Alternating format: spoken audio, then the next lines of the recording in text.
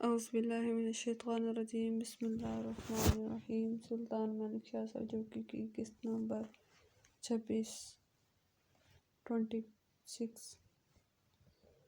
رات گہری ہوتی جا رہی تھی۔ چاند اور ستاروں کی تابناکی اور درخشندگی دھند کی طرح سما جانے والے اندھیروں کے ساتھ بیکار ہو رہی تھی۔ صاف آسمان پر رات کی گہری خاموشی میں چاند اس طرح چھپ اور خاموش تھا جیسے حمیدہ قمر بوڑھا سر جھکائے نہ جانے زندگی کے کون سے گم شدہ جواہر کی تلاش میں ہو۔ ایسے میں سمرقند کا حاکم ابو طاہر خوارزمی اپنی رہائش گاہ میں عشاء کی نماز پڑھنے کے بعد داخل ہوا تھا۔ ابھی وہ صدر دروازے کو زنجیر لگا کر تھوڑا پیچھے ہٹا تھا کہ دروازے پر دستک ہوئی تھی۔ ابو طاہر مڑ کر دروازے پر آیا۔ دروازہ کھولنے سے پہلے ہی اس نے ہلکی سی آواز میں پوچھا، کون ہے؟ باہر سے رازدارانہ سی آواز سنائی دی، ابو طاہر دروازہ کھولو، میں انزا ہوں۔ ابو طاہر نے دروازہ کھول دیا۔ دروازہ کھلتے ہی سمرقند میں لشکریوں کا سالار اعلیٰ امیر انزا داخل ہوا۔ اسے دیکھتے ہی ابو طاہر کسی قدر فکر مند ہو گیا، تاہم دروازہ اس نے بند کیا اور وہیں کھڑے کھڑے اس نے پوچھ لیا، انزا میرے بھائی، خیریت تو ہے؟ انزا سنجیدہ تھا، کہنے لگا، پہلے چل کر دیوان خانے میں بیٹھتے ہیں، اس کے بعد میں آپ کو بتاتا ہوں کہ اس وقت میں نے آپ کو کیوں زحمت دی۔ دونوں آگے چل دیے، دیوان خانے میں جا کر بیٹھے۔ پھر ابو طاہر نے انزا کو مخاطب کیا، اب کہو میرے بھائی، کیا بات ہے؟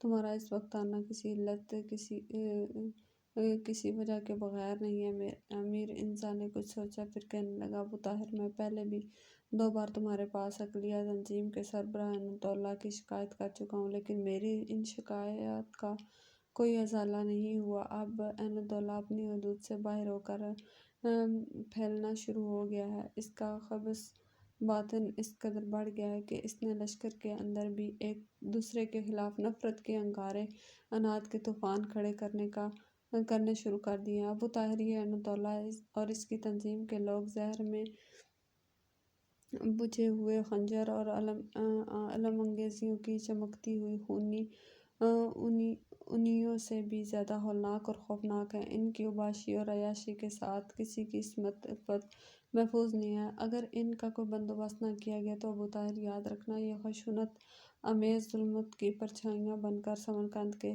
چپے پر پھیل جائیں گی۔ انزا کے ان الفاظ پر ابو طاہر تھوڑی دیر گردن جھکا کر سوچتا رہا، فکر مند رہا اور پریشان حال ہو گیا۔ پھر آہستہ آہستہ اس نے گردن سیدھی کرتے ہوئے انزا کی طرف دیکھا اور اس کو مخاطب کر کے کہنے لگا، انزا، جو کچھ تم کہتے ہو درست ہے۔ میں اسے تسلیم بھی کرتا ہوں کہ تم تیسری بار عنایت اللہ کی شکایت لے کر میرے پاس آئے ہو، لیکن یہ مت کہنا کہ میں نے اس کا کوئی ازالہ نہیں کیا۔ جو کچھ میں کر سکتا تھا میں نے کر دیا، لیکن لگتا ہے حالات میری گرفت سے باہر ہوتے جا رہے ہیں۔ مگر یہ تو کہو کہ کیا آج کوئی نیا معاملہ اٹھ کھڑا ہوا؟ انزا کچھ دیر خاموش رہ کر سوچتا رہا، پھر کہنے لگا، ابو طاہر، لگتا ہے سمرقند شہر آتش و خون کے شعلوں کی طرح بڑھ رہا ہے۔ ہواؤں کے آج مغرب کی نماز کے بعد عقلیہ تنظیم کا سربراہ عنایت اللہ اور اس کا نائب غازیان عربی دونوں میرے پاس آئے اور انہوں نے اتنی جرأت و جسارت سے کام لیتے رہے مجھے اپنی تنظیم عقلیہ میں شامل ہونے کا مشورہ دیا۔ ابو طاہر، میں ایک بار پہلے بھی تم پر انکشاف کر چکا ہوں کہ عنایت اللہ اور اس کا نائب غازیان عربی دونوں سمرقند کے لشکریوں کے اندر پھوٹ ڈال رہے ہیں اور لشکر کے ایک بڑے حصے کو انہوں نے اپنی تنظیم کا ہمنوا بنا لیا۔ اب میں تم پر نیا انکشاف یہ کروں کہ سمرقند میں شہر کے دفاع کے لیے جس قدر لشکر ہمارے پاس ہیں، اس سے کئی بڑے لشکر عنایت اللہ کی عقلیہ تنظیم کے ہیں۔ پھر سب سے بڑی اور بری بات جو ہو رہی ہے وہ یہ کہ ہمارے لشکر کے اندر بھی بغاوت اور سرکشی کے آثار پیدا ہو رہے ہیں۔ لشکر کے اکثر چھوٹے سالار جن کا تعلق عقلیہ تنظیم سے ہو چکا ہے، وہ میرا کہا ماننے سے انکار کرتے ہیں اور ان میں سے اکثر تو مجھے آنکھیں دکھانے لگتے ہیں۔ ایسی صورت میں اپنے فرائض کیسے انجام دے سکتا ہوں؟ ابو، میری بڑی بدقسمتی کہ سمرقند میں رہ گیا تم جانتے ہو کہ سمرقند کا حاکم شہاب الدین تھا اور امیر ارسلان یہاں سمرقند کے لشکریوں کی تربیت کے لیے نشاپور سے آئے ہوئے تھے۔ تو میں امیر ارسلان کے نائب کی حیثیت سے سمرقند میں کام کرتا رہا ہوں۔ شہاب الدین نے جب ارسلان کو سلطان کے خلاف بغاوت پر اکسایا اور کسی نہ کسی طرح ارسلان کی طرف بھاگ گیا تو مجھ سے غلطی ہوئی۔ میں سمرقند کے اندر ہی روپوش ہو گیا۔ مجھے چاہیے تھا کہ امیر ارسلان کے ساتھ اس سمرقند سے نشاپور کی طرف بھاگ جاتا۔ اس شہر کی بدقسمتی کے بغاوت پر بغاوت کھڑی ہو رہی ہے۔ شہاب الدین کے بعد خان بغاوت کر چکا ہے۔ احمد خان کے بعد اب پھر سمرقند کے اندر بغاوت کے شعلے تیزی سے بلند ہوتے دکھائی دے رہے ہیں۔ سمرقند کا جو دفاعی لشکر ہے اس کی آدھی تعداد اقلیت تنظیم کی ہمنوا ہو چکی ہے۔ اب ابو طاہر تم ہی بتاؤ میں کیسے احسن طریقے سے کام سر انجام دے سکتا ہوں۔ سمرقند کی شہر پناہ کے دروازے پر جو روز محافظ مقرر کیے جاتے ہیں اور تبدیل ہوتے ہیں وہ بھی اب عینالدولہ اور غازیان حربی کے مشورے سے ہوتے ہیں۔ میرا ان پر بھی بس نہیں چلتا، اس لیے اگر میں نے عینالدولہ اور غازیان حربی کوئی قدم اٹھانے کی کوشش کی تو یاد رکھنا لشکر کے اندر بغاوت ہو جائے گی، اور اس کے اندر بغاوت کھڑی ہوئی تو لشکر کے آدھے سے زیادہ حصہ عینالدولہ اور غازیان حربی کا ساتھ مل جائے گا۔ جو تھوڑے بہت بچیں گے وہ بھی خوفزدہ ہو کر اقلیت تنظیم میں شامل ہو جائیں گے۔ اس طرح شہر میں ہماری کیا وقت، ہماری کیا حیثیت رہ جائے گی۔ بلکہ میں تمہیں پہلے سے بھی یہ تنبیہ کے طور پر بتا چکا ہوں کہ آج نہیں تو کل عینالدولہ غازیان حربی کے ہاتھ ہم دونوں کے گربان تک پہنچے گے۔ جہاں تک میں جان سکا ہوں سمرقند کے سلسلے میں عین الملک اور غازیان حربی کے درمیان ساز باز ہو چکی ہے۔ عینالدولہ سمرقند کے حاکم اور غازیان حربی لشکریوں کا سالار بننے کے خواب دیکھ رہے ہیں۔ ایسی صورت میں وہ تمہیں اور مجھے کسی بھی صورت برداشت نہیں کریں گے۔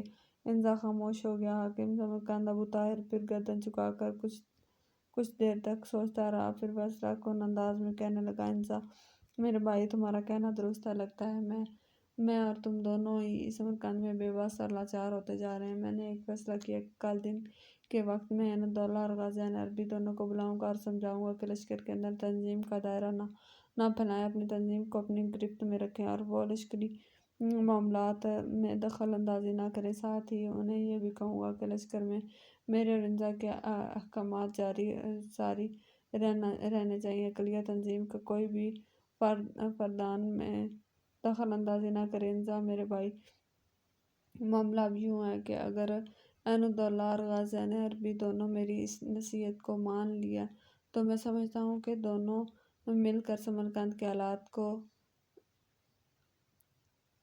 رد کرنے میں کامیاب ہو جائیں گے۔ اگر میں عینالدولہ اور غازیان حربی کو مدد کرنے میں ناکام رہا تو پھر میں آخری قدم اٹھاؤں گا۔ چونکنے کے انداز میں انزا نے ابو طاہر کی طرف دیکھا، پھر بڑی بے چینی میں پوچھا، کیا آخری قدم؟ بھائی، اگر عینالدولہ اور غازیان حربی نے سمرقند کے پورے لشکر ہی کو اپنی تنظیم میں شامل کرنے کا عمل جاری رکھا تو پھر میں سمرقند کی حاکمیت چھوڑ کر چپ چاپ خوارزم کی طرف روانہ ہو جاؤں گا۔ باقی زندگی اپنے آبائی قصبے میں عزلت نشینی اور گیری میں گزار دوں گا۔ میرے بھائی، تم کسی کو بتائے بغیر ایسا کرنا، سمرقند سے سلطان ملک شاہ سلجوقی کی طرف جانا، اس کو پورے حالات سے آگاہ کرنا۔ اس بار ہمیں چاہیے کہ شہر کے اندر جس قدر باغی ہیں ان کو کچل کے رکھ دیں۔ ماضی میں سلطان بڑی رحمدلی، بڑی نرمی سے کام لیتا رہا۔ جو عناصر بھی شہر کے اندر بغاوت کھڑی کرتے رہے ہیں سلطان انہیں معاف کرتا رہا۔ اگر حالات رخ اختیار کر رہے ہیں تو پھر تم سمرقند سے نکل کر سلطان کی طرف جاؤ تو میری طرف سے ان کو پیغام دینا کہ اس بار اگر وہ سمرقند کا رخ کریں تو سمرقند کے اندر جس قدر باغی ہیں ان کا خاتمہ کیے بغیر یہاں سے نہ جائیں۔ ابو طاہر جب خاموش ہوا تو انزا بول اٹھا، ابو طاہر تم مجھے تو سلطان کی طرف جانے کا مشورہ دیتے، تم خود میرے ساتھ کیوں نہیں جاتے؟ ابو طاہر کے چہرے پر तल्ख सी मुस्कुराहट नमूदार हुई। कहने लगा, इन्हें इंसाफ मेरे भाई, मैं ऐसा नहीं करूँगा। सुल्तान की तरफ तुम अकेले ही जाओ, मैं ख्वारज़म का रुख करूँगा। अगर हम दोनों सुल्तान की तरफ हैं और सुल्तान बगावत करने के लिए समरकंद पर लश्कर कशी करता है, तो मुझे यूँ यकीन है कि सुल्तान अरबा कुचल कर रख देगा। बगावत को कुचलने के बाद मैं जानता हूँ सुल्तान एक बार फिर मुझे समरकंद का वाली बनाएगा, और मैं ये हकमियत नहीं चाहता। ये शहर बहुत ख़तरनाक है, आए रोज़ बगावतें और नई तंजीमें उठती रहती हैं। तुम जानते हो मैं हर्ब ज़र्फ़ का कोई इतना माहिर नहीं हूँ। तुम एक तेज़न हो, जंग का भी वसी तजुर्बा रखते हो। अमीर अरसलान के नायब की हैसियत से काम करते रहे, और मेरे ख्वारज़म की तरफ चले जाने के बाद अगर तुम सुल्तान का रुख करते हो, सुल्तान इस बगावत का फ़रोग़ करता है, तो मुझे पक्की उम्मीद है कि सुल्तान तुम्हें शहर का हाकिम मुकर्रर कर देगा। और मैं ये भी उम्मीद रखता हूँ कि तुम्हें समरकंद का हाकिम मुकर्रर किया जाता है, तो फिर तुम एक हाकिम होने की हैसियत से आइंदा शहर के अंदर ना किसी तंजीम को फलने फूलने दोगे, ना किसी और को जन्म लेने दोगे, ना किसी और बगावत को जन्म लेने दोगे। बस यही मेरा इरादा है और यही मेरा आखिरी फैसला है। एक बार मुझे अहमदुल्ला और गाज़ियान अरबी से बात कर लेने दो, इसके बाद जो फैसला होगा इस पर अमल किया जाएगा। अमीर अंसा अपनी जगह पर खड़ा हुआ कहने लगा, अबू ताहिर, मैं तुम्हारी इस तजवीज़ से इत्तफाक करता हूँ, इसलिए कि अगर अहमदुल्ला गाज़ियान अरबी तुम्हारी बात नहीं मानते तो फिर तुम्हारा और समरकंद में रहना बेफ़ायदा ही नहीं बल्कि इंतहाई ख़तरनाक भी है। अब मुझे इजाज़त दो, मैं चाहता हूँ कल जब अहमदुल्ला गाज़ियान अरबी से तुम्हारी बात हो तो इसकी इत्तला मुझे किसी आदमी के ज़रिए कर देना। मैं तुम्हारे पास नहीं आऊँगा, इसलिए कि इस तरह अहमदुल्ला गाज़ियान अरबी हमारे मुतल्लिक़ मज़ीद मशकूक हो जाएंगे। मुझे उम्मीद है कि वो तुम्हारी बात नहीं मानेंगे, इसलिए मैं आज रात सुल्तान की तरफ जाने के लिए अपनी तैयारियां मुकम्मल कर लूँगा। अबू ताहिर ने इससे इत्तफाक किया। फिर अमीर इंसा वहाँ से निकल गया था। अगले रोज़ समरकंद के वाली अबू ताहिर ने अक़लिया तंजीम के सरबराह अहमदुल्ला और इसके नायब गाज़ियान अरबी को बुलाया। वो दोनों जब इसके यहाँ आए तो इनके साथ इनके कुछ मुहाफ़िज़ और मुसलह जवान भी थे। दोनों को अबू ताहिर ने अपनी हवेली की नशिस्तगाह में बिठाया। दोनों के मुसलह जवान हवेली के इर्द गिर्द और नशिस्तगाह की तरफ के अतराफ में भी फैल गए थे। गुफ्तगू का आगाज़ अबू ताहिर ने किया और अहमदुल्ला की तरफ देखते हुए कहने लगा, अहमदुल्ला, अक़लिया तंजीम के सरबराह की हैसियत से तुम और समरकंद के वाली की हैसियत से मैं भी जानता हूँ कि समरकंद के हालात बड़ी तेज़ी से ख़राब होते जा रहे हैं। मैंने पहले भी 2 बार तुम्हें बुलाकर समझाया था कि अपनी तंजीम को एक हदूद के अंदर रखो, लेकिन तुम मेरी बात मानने पर तैयार ही नहीं हो। अब गुज़श्ता शब लश्करियों का सलार आला अमीर अरसलान मेरे पास आया था। वो अपने ओहदे से दस्तबरदार होना चाहता है। इसका कहना है कि अब लश्कर में कोई इसकी सुनवाई ही नहीं है, और मामला यहाँ तक बढ़ गया है कि अब लोग इसे अक़लिया तंजीम में शामिल होने की बाकायदा दावत दे रहे हैं। इसके मुताबिक काम करने वाले लश्करी और सलार इसको आंखें दिखाते हैं। अब तुम ही बताओ, ऐसे हालात में समरकंद का नज़्म व नस्क बरकरार रह सकता है?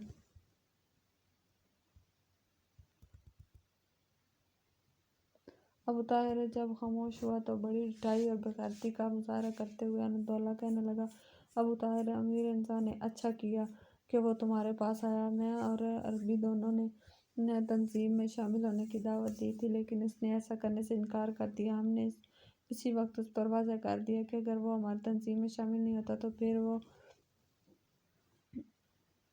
छोड़ जाए, कहीं चला जाए। हम इसे कुछ नहीं कहेंगे, लेकिन जहाँ तक हमारी हुकूमत का ताल्लुक है, वो तो अब पूरे शहर में फैल चुकी है। समरकंद शहर का जो मुहाफ़िज़ लश्कर है वो भी हर तरह से पूरे का पूरा हमारी तंजीम पर मुश्तमिल है। अब बाकी क्या रहता है? रही बात लश्करी और सलारों की के आंखें दिखाने की, तो जब तक इंसा का ताल्लुक اس کی تنظیم سے نہیں ہوگا تو لشکری سالار اسے آنکھیں تو دکھائیں گے۔ وہ آج ہماری تنظیم میں شامل ہو جائے تو پھر دیکھنا کیسے سارے سالار اور لشکری اس کی فرما برداری کرتے ہیں، ہم دونوں کیسے اس کا کام مانتے ہیں۔ ابو طاہر کے چہرے پر دور دور تک افسردگی اور پریشانی پھیل گئی تھی۔ کچھ سوچا، پھر کہنے لگا، اس کا مطلب ہے تم دونوں شہر کے حالات خراب کرنے پر تل گئے ہو۔ تیز نگاہوں سے عینت اللہ نے ابو طاہر کی طرف دیکھا، پھر پوچھ لیا، کون شہر کے حالات خراب کرے گا؟ ابو طاہر کسی قدر دھیمے لہجے میں کہنے لگا، عینت اللہ، میں آخری بار تمہیں سمجھاتا ہوں کہ اپنی تنظیم کو ایک طرف رکھو، سمرقند کے محافظ لشکر کے اندر دخل اندازی نہ کرو۔ اگر تم میری بات مانتے ہو تو حالات ٹھیک ہوں گے، اگر نہیں مانتے تو میں نے تو یہ کر رکھا ہے کہ میں سمرقند کی عمارت سے علیحدہ ہو کر چلا جاؤں گا، اور اس کے بعد شہر میں جو تمہارا جی چاہے کرتے رہنا۔ ابو طاہر کے ان الفاظ پر عینت اللہ کے چہرے پر مسرت کی لہر بکھر گئی تھی۔ اگر تم سمرقند کی عمارت سے علیحدہ ہو کر خوارزم جانے کا فیصلہ کر چکے ہو تو ہم تمہیں نہیں روکیں گے، شاندار طریقے سے تمہیں الوداع کہیں گے، اس کے بعد شہر کا دفاع ہم اپنے ہاتھوں میں لے لیں گے۔ ابو طاہر نے کھا جانے والے انداز میں عینت اللہ کی طرف دیکھا، پھر کہنے لگا، جانتے ہو اس کا انجام کیا ہوگا؟ میں اور انزا دونوں جب اس شہر سے نکل جائیں گے تو یاد رکھنا، شہر کسی آتش فشاں کی صورت اختیار کر جائے گا جو ایسے پھٹے گا کہ ہر چیز کو اپنے لاوے کی طرح بہا کے لے جائے گا۔ کون لاوا بنے گا؟ کون شہر کے اندر آتش فشاں بن کے نمودار ہوگا؟ عینت اللہ نے بڑی تیز نگاہوں سے ابو طاہر کی طرف دیکھ کر پوچھا تھا۔ ابو طاہر پھر بول اٹھا، دیکھو عینت اللہ، جب میں اور انزا دونوں سمرقند سے نکل کر خوارزم کی طرف چلے جائیں گے تو پھر یاد رکھنا، کسی نہ کسی طرح سلطان ملک شاہ سلجوقی کی سمرقند میں اٹھنے والی بغاوت کی خبر ہو جائے گی۔ پھر سلطان آندھی اور طوفان کی طرح اٹھے گا اور ہر چیز کو اپنے سامنے اڑا کے رکھ دے گا۔ اس بار وہ سختی سے بھی کام لے گا، اور اس لیے کہ وہ سمرقند میں اٹھنے والی آئے دن کی بغاوتوں سے پہلے ہی نالاں ہو چکا ہے۔ یہاں تک کہنے کے بعد ابو طاہر خاموش ہو گیا۔ جان بوجھ کر وہ انزا کے سلطان کی طرف جانے کے منصوبے کو چھپاتے ہوئے یہ کہہ گیا تھا کہ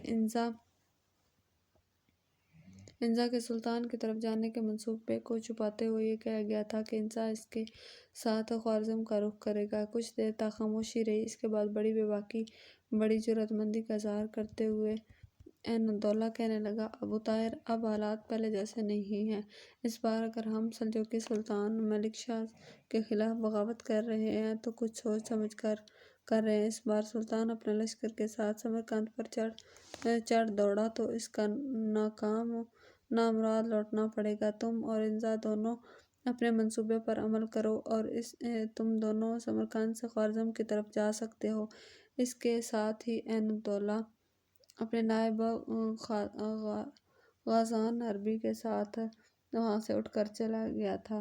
اس کے ساتھ گفتگو کی اطلاع ابو طاہر نے امیر انزا کو کر دی تھی، جس کے نتیجے میں سمرقند کو چھوڑ کر ابو طاہر خوارزم کی طرف چلا گیا، جب کہ شہر کے اندر نمودار ہونے والے سے سلطان کو آگاہ کرنے کے لیے انزا سمرقند سے سلطان کی طرف کوچ کر چکا تھا۔ سمرقند کے والی ابو طاہر اور لشکریوں کے امیر انزا کے سمرقند سے روانہ ہو جانے کے عقلیہ تنظیم کا سربراہ عینت اللہ اور اس کا نائب غازان حربی کو بے حد خوش اور مطمئن تھے کہ ابو طاہر بغیر کسی لڑائی جھگڑے، کسی حجت اور کسی کشمکش کے شہران کے حوالے کر چلا ہے۔ ان کی خوشی کا یہ مقام تھا کہ انہوں نے یہ تک جاننے کی کوشش نہیں کی کہ لشکریوں کو امیر انزا ابو طاہر کے ساتھ خوارزم کی طرف گیا ہے یا کسی اور سمت کا رخ کیا ہے۔ ہر حال سمرقند کا اقتدار ملنے پر وہ اندھے سے ہو گئے تھے۔ شہر پر قبضہ کرنے کے بعد انہوں ہر پیر قبیح کو اپنانے کا تہیہ کر لیا تھا۔ اس دوران انہیں ایک فکر بھی لاحق ہوئی کہ آج نہیں تو کل سلطان ملک شاہ سلجوقی کو خبر ہو جائے گی کہ عقلیہ تنظیم کے سربراہ عینت اللہ کے رویے سے تنگ آ کر سمرقند کا والی ابو طاہر خوارزم کی طرف چلا گیا اور عین الدولہ کو یقین تھا کہ جو ہی یہ خبر سلطان تک پہنچے گی سلطان ایک جرار لشکر لے کر نکلے گا اور سمرقند کا رخ کرے گا۔ اب عین الدولہ اور اس کے نائب غازان عربی کے سامنے جو سب سے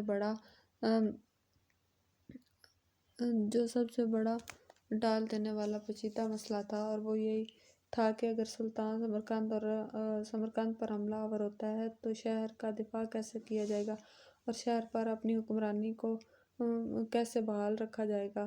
چند یوم تک لگاتار سوچ و بچار کے بعد آخرکار عین الدولہ اور غازان عربی دونوں اس نتیجے پر پہنچے کہ اکیلے اپنی اقلیت تنظیم کے لشکر کے ساتھ سلطان کے سامنے دفاع کا بند نہیں باندھ سکتے، نہ ہی وہ سمرقند کا دفاع کر سکتے ہیں، نہ ہی شہر سے باہر نکل کر سلطان کا مقابلہ کرنے کی ان میں ہمت ہے، اور اگر سلطان شہر پر حملہ آور ہو گیا تو وہ شہر کو بھی محفوظ نہ رکھ سکیں گے۔ ان سارے سوالات کا جواب ان کے ذہن میں ایک ہی تھا، اور وہ یہ کہ کسی بڑی قوت سمرقند میں بلایا جائے، اسے اپنی گرفت اپنے قبضے میں رکھا جائے، تاکہ جب کبھی بھی سلطان ملک شاہ سلجوقی سمرقند پر حملہ آور ہو تو اس بڑی قوت کو آڑ بنا کر صرف یہ سلطان سے شہر کی حفاظت کا سامان کیا جائے بلکہ اسی قوت کے ذریعے شہر پر حکومت بھی کی جائے۔ اس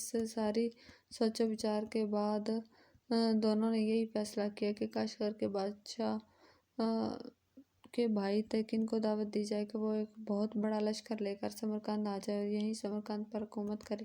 اس مقصد کے لیے عین الدولہ اور غازیان عربی نے تیز رفتار قاصد کاشغر کی طرف روانہ کی اور تیقن کو یہ پیشکش کی کہ تیقن اس سے پہلے بھی سمرقند پر حکومت کرنے کا ذائقہ چکھنا چاہتا تھا، لیکن اسے امیر ارسلان کے ہاتھوں بدترین شکست ہو چکی تھی اور وہ واپس کاشغر چلا گیا تھا۔ اب جو اقلیت تنظیم کا سربراہ عین الدولہ اسے خود سمرقند آ کر شہر پر حکومت کرنے کی دعوت دے رہا تھا تو تیقن نے اس دعوت کو قبول کر لیا اور ایک بہت بڑے اور جرار لشکر کے ساتھ وہ کاشغر سے نکلا اور سمرقند میں داخل ہونے کے بعد شہر پر اس نے قبضہ کر لیا۔ تیقن بھی بڑا جنگجو، بڑا انا پرست انسان تھا۔ سمرقند کے سارے انتظامات اپنے ہاتھ میں کرنے کے بعد ہر کام کو اس نے اپنی مرضی سے چلانا شروع کیا۔ اس کا یہ کھیل اقلیت تنظیم کے سربراہ عین الدولہ کی مرضی کے منافی تھا۔ تیقن نے یہاں عین الدولہ کے خلاف بھی سازش کی۔